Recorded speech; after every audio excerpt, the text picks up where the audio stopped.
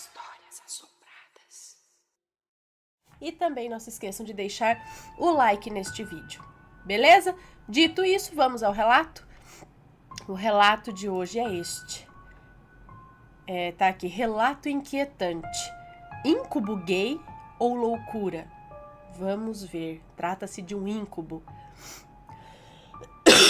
Um relato um pouco mais forte. Então eu já vou dizer aqui, já de início, lógico, como vocês sabem, a gente não evita falar o máximo assim de coisas fortes, mas vai ter um assunto um pouquinho mais sexual, tá? Então, se tiver alguma criança assistindo, os pais que estão junto, aí se quiser dar um tempinho nesse relato, passar para um outro, tá?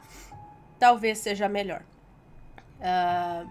Mas eu vou tentando dar uma amenizada se tiver alguma coisa muito assim, né? Vamos lá. Mas já avisando, tem conteúdo sexual, pouco que seja, mas tem porque trata-se de íncubo, né? Vamos lá. Mas é bom ler essas coisas porque é um assunto assim. Quando a gente fala de íncubo e súcubo, é sempre um assunto que as pessoas têm muita vergonha de falar. Às vezes acontece com muitas pessoas, elas acham que estão loucas ou que está acontecendo alguma outra coisa, porque é um assunto... É muito difícil, sabe? Porque você é abusado por algo invisível. Como que você prova? Como que... Né? É um assunto muito delicado. E aí, às vezes, contando uma história de uma outra pessoa, aquela outra que está assistindo fala, nossa, mas isso também acontece ou aconteceu comigo, né? Então, não tô sozinha aqui, porque é um assunto bem delicado, que traz muita vergonha a quem passa por isso. Vamos lá. Bom dia, boa noite, Ana, tudo bom? Tudo bem? Então, primeiro quero dizer que provavelmente eu vou me estender nos detalhes, mas acredito que eles sejam importantes para contextualizar o ocorrido e eu não parecer louco. Fiz esse e-mail para te mandar esse relato, apenas. Acredito, né? Bora lá, então. Pode me chamar de fulano, mas é um nome fictício, tá? Tá bom, então já que é um nome fictício... Tá, pode me chamar de... Deixa eu só ver aqui. Peraí, deixa eu só responder aqui.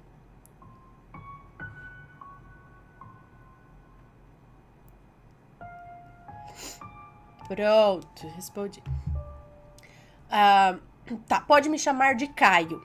É um nome fictício, ok? Para não me expor demais. Claro, a gente sempre pede um nome fictício, se fala o nome a gente também não fala, enfim. Tenho 32 anos e moro no Distrito Federal. Só contei meu relato para um amigo que não acreditou muito em mim.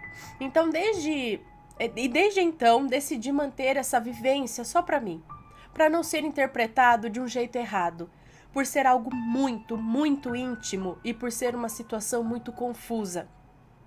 Mas como percebo em você um cuidado e um respeito muito grande na hora de contar os relatos, senti aí um espaço aberto para eu poder finalmente dividir essa situação com outras pessoas.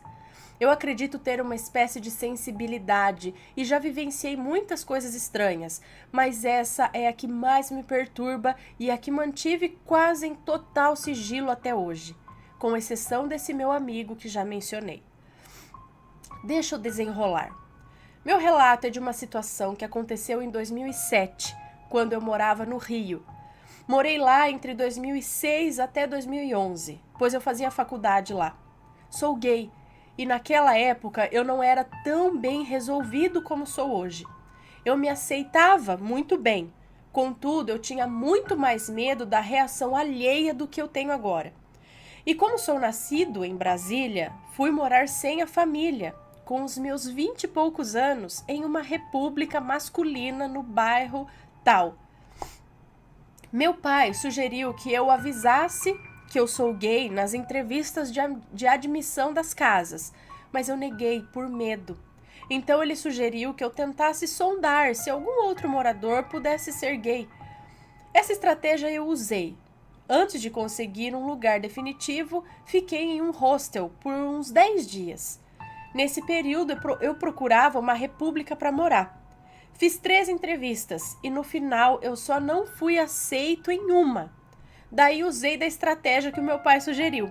que na época, mais de 10 anos atrás, era fundamental para que eu soubesse se eu estaria em um ambiente onde a tolerância seria um elemento presente. Faço um parênteses aqui para deixar claro que há 10 anos as pessoas eram bem mais resistentes à população LGBT que hoje.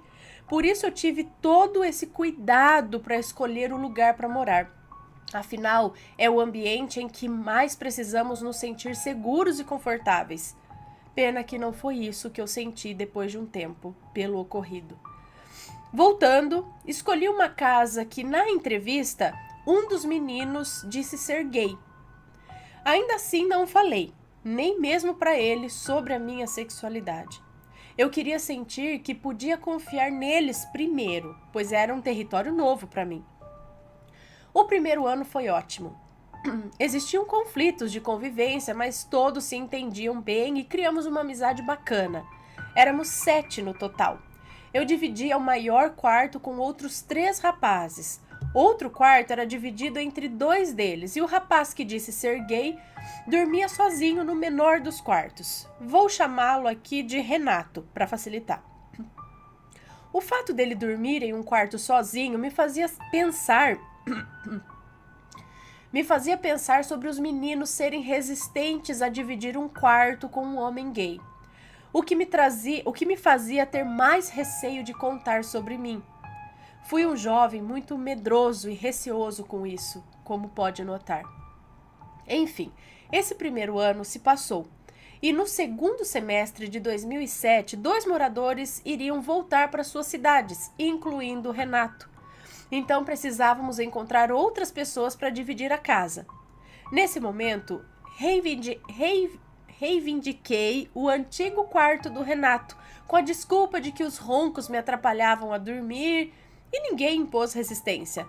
Até porque o quarto era péssimo. Era uma dependência de empregada, o que não justifica o tamanho daquele quarto, claro. Só cabia uma cama de solteiro ao lado da porta, um pequeno basculante fazia papel de janela e o guarda-roupa era um espaço pequeno nos pés da cama. Tipo esses armários de filmes americanos que parecem uma porta para um outro cômodo.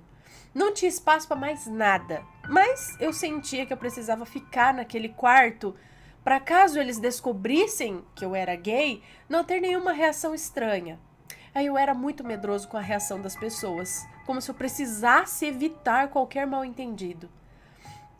Não éramos muito criteriosos nas entrevistas, para ser franco. Então, não fizemos muitas. E logo 2 novos moradores ocuparam as antigas vagas. E é aí que começa a confusão. Em Brasília, eu era assumido para o meu pai e para minha mãe e os 2 me aceitavam. Mas a ausência física deles me fez ter receio no Rio de Janeiro. O que era estranho, pois o Rio já era mais aberto aos gays naquela época do que Brasília é hoje. Ainda assim, eu não me sentia seguro para anunciar que eu era gay na casa e nem nas entrevistas que fizemos aos outros candidatos. Pois bem, os meninos novos eram ótimos também. Eram ótimos a princípio, mas só um deles que tem impacto na situação e eu vou chamá-lo aqui de Sávio. O Sávio era o típico estereótipo de fluminense, malhado e carismático.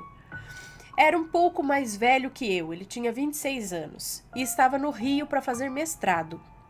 Definitivamente era um garoto bonito para o senso comum.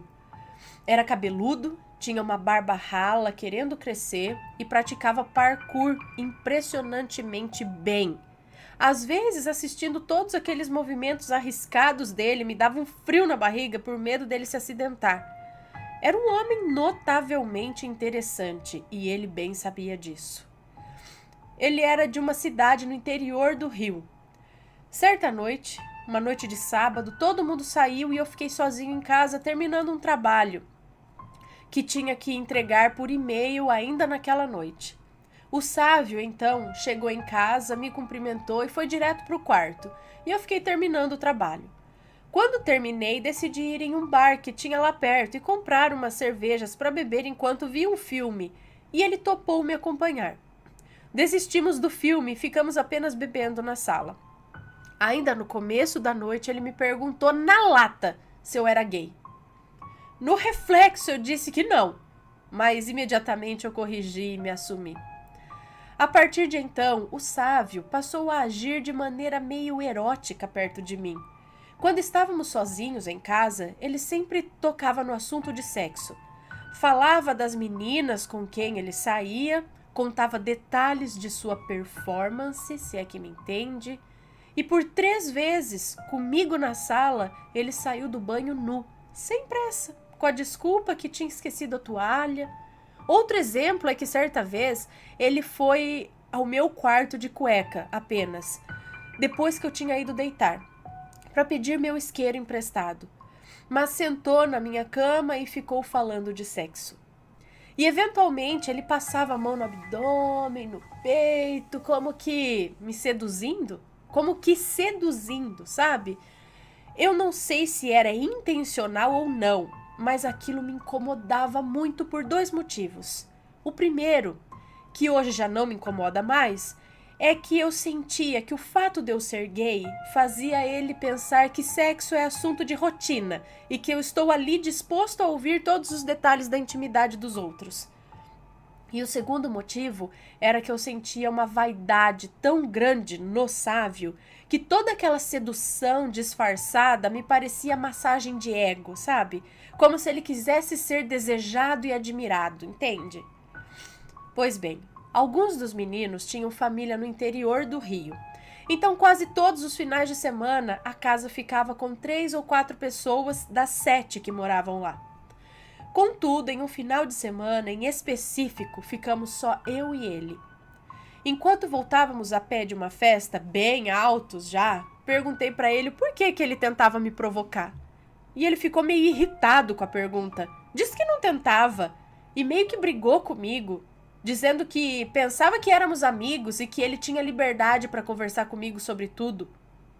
Eu tentei remediar a situação, mas ele realmente se sentiu muito ofendido. Chegamos em casa, já de madrugada, e cada um foi direto para o seu quarto. Me joguei na cama e dormi. Nessa noite, eu sonhei que ele entrava no meu quarto e a gente fazia amor. O sonho foi absurdamente real. Era como se realmente estivesse acontecendo. E eu não achei ruim, né? Porém, acordei esgotado, muito cansado mesmo. No dia seguinte, eu só o vi na hora do almoço. E logo ele saiu outra vez. Eu fiquei cheio de culpa pela pergunta que fiz a ele, pois ele não estava interagindo comigo com naturalidade. Daí à noite, quando nos encontramos em casa, ele pediu desculpas pela reação e disse que nunca teve intenção de me incomodar, mas reconhecia que gostava de provocar olhares nos outros, homens ou mulheres, mesmo ele sendo hétero. Então nos entendemos e à noite fomos ao bar perto de casa e por lá bebemos. Quando dormi, mais uma vez sonhei com ele fazendo amor comigo. O sonho seguiu parecendo muito real, mas eu sabia, entre aspas, que não era real. Contudo, dessa vez eu acordei sentindo algumas dores na região anal. Aquilo mexeu muito com a minha cabeça. Fiquei pensando que ele pudesse ter colocado alguma coisa na minha bebida, tanto aquela noite como na noite anterior da festa, e que ele tivesse talvez abusado de mim. Aquele dia era domingo e os outros meninos logo chegariam em casa, mas eu não queria ficar muito tempo sozinho com o Sávio, então eu saí. Aquilo perturbou muito a minha cabeça. Eu não sabia se eu o confrontava, se era só sonho, se eu falava isso para alguém. Mas ao mesmo tempo eu sentia aquela dor, o que me fazia ter certeza que alguma coisa tinha acontecido de verdade. Perambulei boa parte do dia na rua. Daí, discretamente, sondei se tinha mais alguém em casa e no final da tarde eu voltei. Naquela noite eu não quis conversa com ninguém e na hora de dormir, como meu quarto era pequeno e não tinha chave na porta, eu empurrei a cama contra a porta e depois de muito custo e inquietação, eu adormeci. Porém, para meu desespero, eu sonhei outra vez com ele. Esse terceiro sonho foi muito diferente, pois a minha reação era de resistência agora, diferente dos outros sonhos onde eu topava a relação. E outra diferença é que no sonho a minha cama estava contra a porta, o que impedia a entrada dele. Nesse terceiro sonho, ele gargalhava alto e tampava minha boca. Eu reagia, mas parecia que o esforço era muito maior do que os movimentos que eu conseguia fazer. Era como se eu tivesse a sensação de me debater, mas o meu corpo só conseguia tremer. Mas no ímpeto, como se eu acordasse de um daqueles sonhos que acordamos na hora que vamos cair no chão, levantei em um pulo e ele sumiu do quarto, meio escuro. Mesmo não tendo religião, eu fiz todas as orações que eu conhecia e mentalizava para que aquilo não me acontecesse mais. No dia seguinte, eu não fui para a faculdade. Eu me sentia sujo, vazio e muito, muito fraco.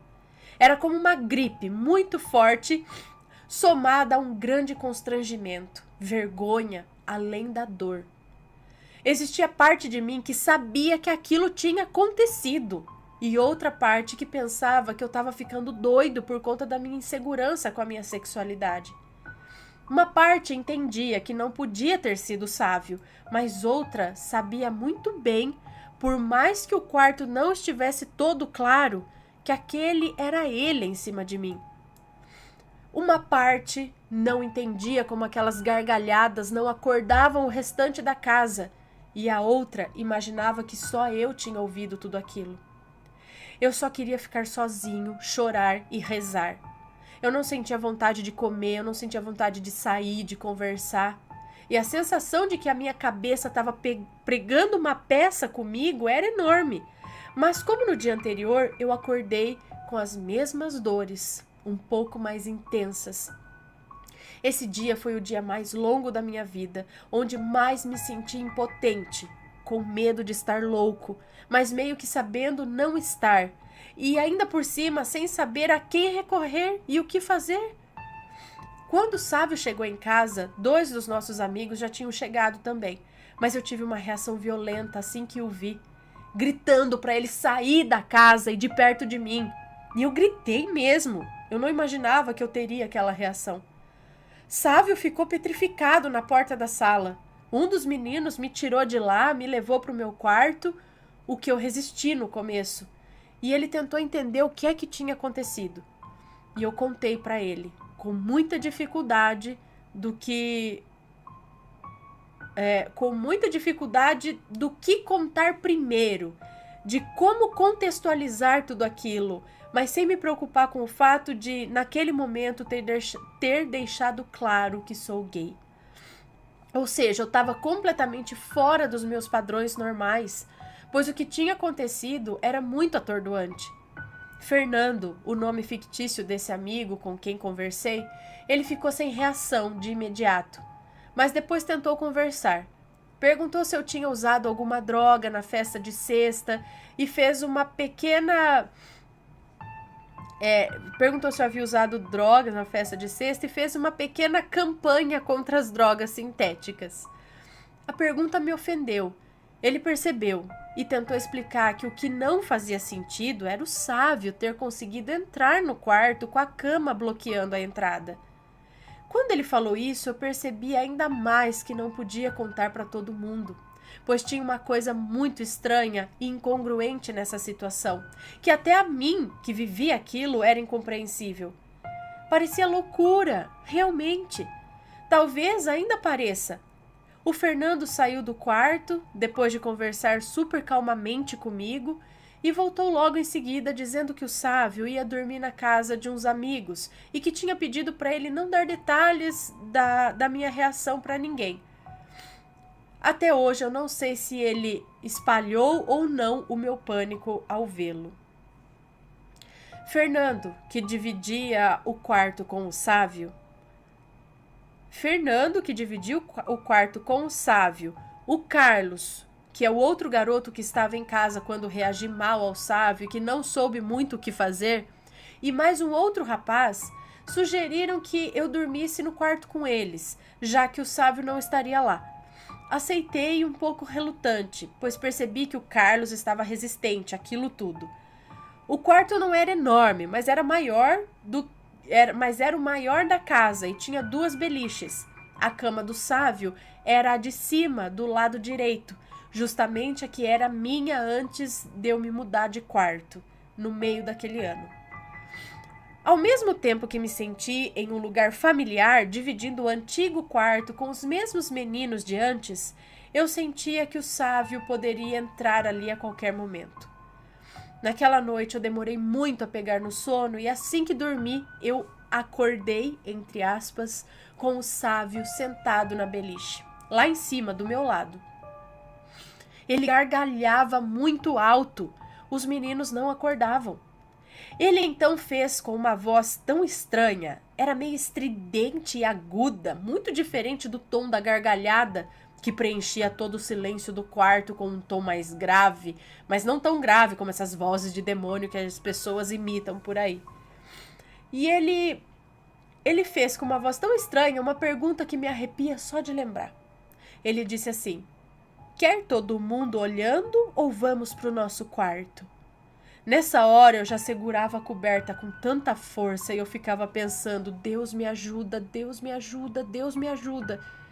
Eu sentia que não podia ser o Sávio. Se fosse, os meninos teriam acordado com aquela gargalhada, com a pergunta, e aquela voz não era normal. A propósito, tudo isso aconteceu muito rápido, tá? Eu não sei se isso fica claro enquanto você lê, mas é coisa de menos de 15 segundos. Então ele sumiu na minha frente, como se fosse uma poeira. Naquela noite eu não fui abusado. No dia seguinte eu me esforcei ao máximo para manter a calma e não assustar os demais, e não assustar demais os meus amigos. Fernando perguntou se o Sávio podia voltar, e eu disse que se precisássemos afastar alguém da casa, eu teria prioridade em ficar, pois estava lá há mais tempo. Eu neguei essa necessidade, mas pedi para ele não chamar o Sávio aquela noite ainda. O dia foi mais calmo, mas ainda aflito, pois eu não conseguia parar de pensar que não teria como explicar aquilo para ninguém, nem mesmo para mim. Eu não estava convencido de nada. Tranca a porta, por favor, antes que eles... Depois você não esquece de vir aqui abrir, tá? Para as crianças não invadirem o relato.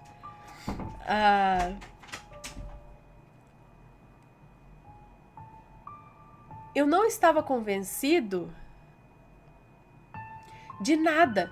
E a sensação de abuso sexual e de loucura ao mesmo tempo me deixava completamente sem perspectiva, desequilibrado e amedrontado. Mais uma vez, cabulei as aulas. À noite, decidi dormir no meu quarto. Tapei a porta com a cama, deixei a luz ligada e dormi. O meu cansaço estava tão alto que essa noite eu não demorei a dormir, mas eu acordava o tempo todo. E em um desses despertar, eu vi o Sávio dentro do meu quarto. E eu travei. Ele olhava para mim, sorria, mas não se mexia.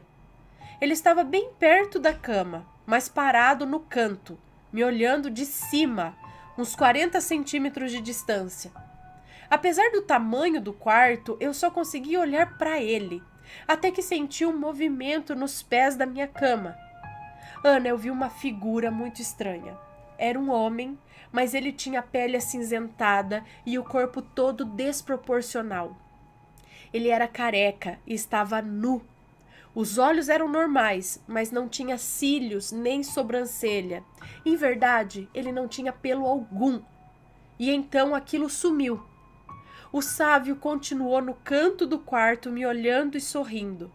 Foi então que senti um peso em cima de mim, como se aquele homem cinza só estivesse invisível e tivesse se apoiando em mim. Então minhas pernas foram forçadas a se levantar e meus joelhos quase encostaram no meu peito. Então senti ele abusando de mim com muita violência, mas eu não o via.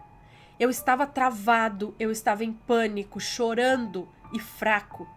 Eu não conseguia dizer uma palavra. Daí o Sávio falou com aquela mesma voz estranha. Eu lembro vagamente das palavras, mas lembro do intuito da fala. Foi algo mais ou menos assim: pensa nesse corpo aqui, é isso que você quer? E apontou para si. Nesse momento, aquele peso em cima de mim ganhou forma e quem estava me abusando outra vez era o Sávio. Não mais aquele corpo invisível. Acontece que aquele outro Sávio que estava no canto do quarto continuava ali sorrindo de leve, mas também nu. Eu desesperei. Eu tive a certeza de que seria abusado pelos dois. Tentei me mexer enquanto lágrimas caíam do meu rosto, mas eu não tinha força nenhuma. A sensação é como se eu tivesse dormido em cima do meu braço e ao acordar não conseguisse levantá-lo. Essa sensação no corpo inteiro, sabe? Eu não conseguia me mexer, eu não conseguia gritar, protestar. Então fiquei mentalizando o Pai Nosso. Rezei pelo menos umas 4 vezes, de olhos fechados e bem apertados. E de repente aquilo parou e meu corpo se projetou para cima, como se finalmente tivesse ganhado forças para aquele movimento. Daí, instintivamente, abri os olhos e os 2 sábios sumiram. Depois disso, nunca mais tive essa experiência, mas confesso que não faço ideia do que a interrompeu. Tranquei o semestre seguinte, vim passar um tempo em Brasília e só voltei no semestre posterior. Ao voltar para o Rio, eu continuei na mesma casa, inclusive com o Sávio e o Fernando. Quando saí, não dei muita explicação para o meu pai, mas em Brasília eu consegui me acalmar bastante, principalmente porque passei a frequentar um centro espírita, mas nem mesmo lá eu expus o que eu vivenciei. E por sorte, nenhum médium falou sobre aquela semana comigo. Hoje eu não frequento mais nenhum centro. O Sávio não soube disso, ao menos por mim. Não soube de detalhes da situação. Acredito que o Fernando não tenha falado para ninguém, pois toda a ação dele foi muito madura para um menino da idade dele. Talvez eu não agiria como ele hoje, aos 32 anos, e ele tinha uns 23 na época. Até hoje, quando penso nisso, acredito que possa ser coisa da minha cabeça. Mas as dores físicas que senti, além da incrível sensação de realidade que cada um dos sonhos tinham e de, na última vez, eu ter certeza que eu não estava dormindo, me fazem pensar que pode ter sido algo no mundo espiritual. Já ouvi falar de súcubo e íncubo, mas não sei se íncubo atacavam homens, gays. Hoje eu até penso que podem ser o mesmo espírito sexual, mas que toma a forma que nos atrai, para, sei lá, nos machucar e roubar nossa vitalidade e sanidade de maneira discreta. Bem, desculpe por ser tão detalhista, mas eu acho que a situação pedia por isso. E faço uma pergunta. Será que toda a tensão sexual que eu senti com o Sávio criava... será que toda a tensão sexual que eu senti, que o Sávio criava, e o desejo que eu sentia por ela, foi o combustível dessa situação? Como se fosse um íncubo tentando agir sem ser notado, pelo fato de eu me sentir, naquela época, muito atraído e interessado pelo Sávio? Sinto certo alívio por ter finalmente contado a história dos pés à cabeça para alguém. Se ler, mesmo que não fizer um vídeo dessa história, me responda, tá? Só para eu ter algum feedback dessa situação toda. Obrigado, um abraço. Um beijo para você, muito obrigada por compartilhar essa história que não é fácil com a gente. Então, parece que alguma coisa se aproveita disso, mas por que não com todas as pessoas? Será que por conta de sua sensibilidade, você disse que em algum momento eu acredito ter uma espécie de sensibilidade e já vivenciei muitas coisas estranhas. Então, será que pelo fato de você ter uma sensibilidade para esse outro lado, alguma coisa se aproveitou disso? Alguma coisa teria vindo junto com o Sávio? Seria alguma coisa que estaria com ele e usou disso, essa vaidade excessiva dele? Não sei. Se alguém tiver alguma resposta, alguma coisa, sempre com respeito, pessoal, tá bom? Peço sempre para vocês escreverem aqui nos comentários com muito respeito para as pessoas, tá? Se for algo a acrescentar, se não, não precisa nem comentar, tá bom? Mas Mas isso acontece, viu, gente? Ele pode... É o que eu disse no início. Muitas pessoas, não sei se muitas, mas algumas pessoas passam por isso, sim. Esse abuso de algo invisível. Muitas vezes não estão dormindo, só que tem o corpo paralisado e sente tudo. E como que você vai contar pra alguém? O que vão pensar de você? Você vai o quê? Na polícia? Quem é? Aí eles vão desconfiar de quem tá na sua casa, eles vão desconfiar que você talvez tenha camuflado aquilo na tua mente, que na verdade quem fez isso com você foi um colega de quarto, algum parente, alguém que tá ali na casa com você. E na verdade não. Isso aconteceu, mais uma vez eu trago e falo pra vocês do caso da Carla Moran. Se não me engano, o Matheus fez um especial a respeito desse caso, onde ela era abusada por algo invisível. Inclusive, isso chegou a acontecer na frente dos filhos. No início, acho que a polícia começou a investigar o filho mais velho dela, achando que isso era o filho, mas não era. Até que eles registraram, foi alguma coisa assim. E foi anos, se não me engano, por anos isso aconteceu com ela. E no fim, do mesmo jeito que começou, também acabou e não se sabe por quê. O que é isso? O que é? Alguns têm a infelicidade de experimentar isso, que é muito estranho, é muito desconfortável, é esquisito. Mas acontece. Então, se alguém passa por isso, quiser contar a história, é sempre tudo anônimo, tá bom? Nunca vou falar o nome, evitar de falar lugares muito específicos também e tudo mais. Vocês também já, como ele fez, troque os nomes, troque tudo que você quiser trocar. Porque a gente não quer saber onde aconteceu, okay? A gente quer saber a história, tá? Só quero saber da história, não detalhes de quem é, com quem foi. Se quiser depois colocar os nomes embaixo só pra eu ler, tipo, separado, falar agora aqui estão os lugares. Se você quiser também, senão... Mas pode enviar a sua história pra gente, se quiser. Se não, tá aí pra você saber que você não está sozinho, que isso acontece. Agora, a explicação pra isso eu não tenho, eu não sei, talvez. Então, se alguém souber alguma coisa, deixa aqui nos comentários, certo?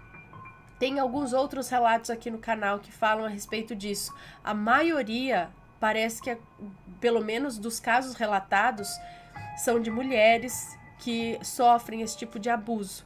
Talvez até pelo fato dos homens ou terem mais resistência em contar esse tipo de coisa. Entendeu? Não sei. Mas acontece. Agora o que é, eu não sei. Pode um espírito fazer isso de forma física com a gente? Isso é assustador. É assustador.